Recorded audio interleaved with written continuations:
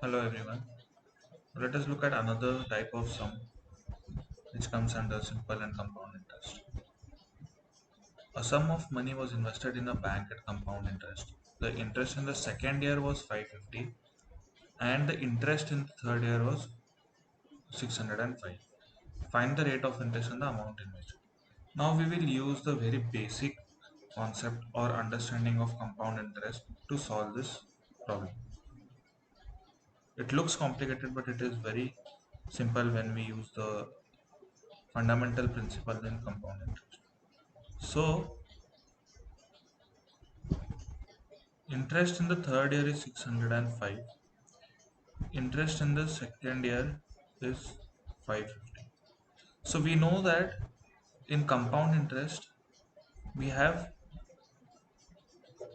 there is a the rate of interest is charged also on the interest. So example, first year, second year, third year. So at 10% interest, right? It is 10 and here it is 11. So actually what is happening is 10% is applied on 100 and 10% of 110, or we can say 10% of 100 plus 10% of 10. So using that concept, the difference here is 55. Now we can say that difference upon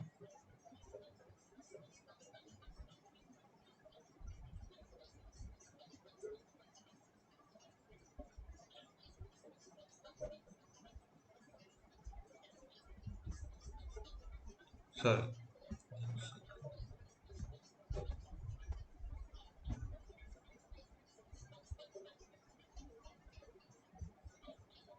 yeah, so if we take the difference upon initial value into 100, this will give us the rate of interest percentage.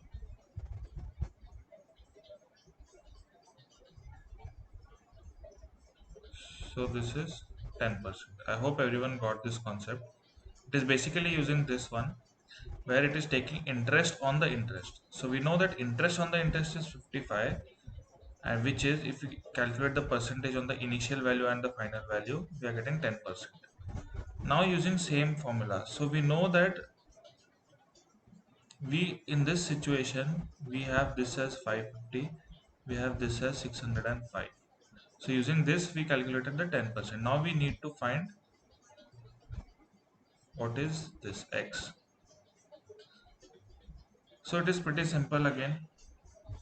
It is 110%. So 550 is 110%. What is 100%? So x is equal to 550 into 100 divided by 110. So this gives 500. So we know that the initial interest in the first year was 500. This is your interest.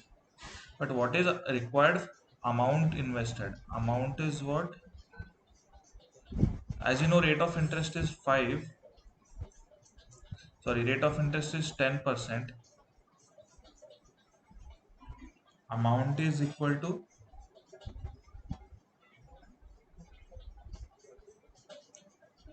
500 into 10, which is equal to 5000. This is the answer. This is a very tricky question, but if you know the fundamental concept of this compound interest, you will be able to solve it easily. I hope everyone got this. Thank you.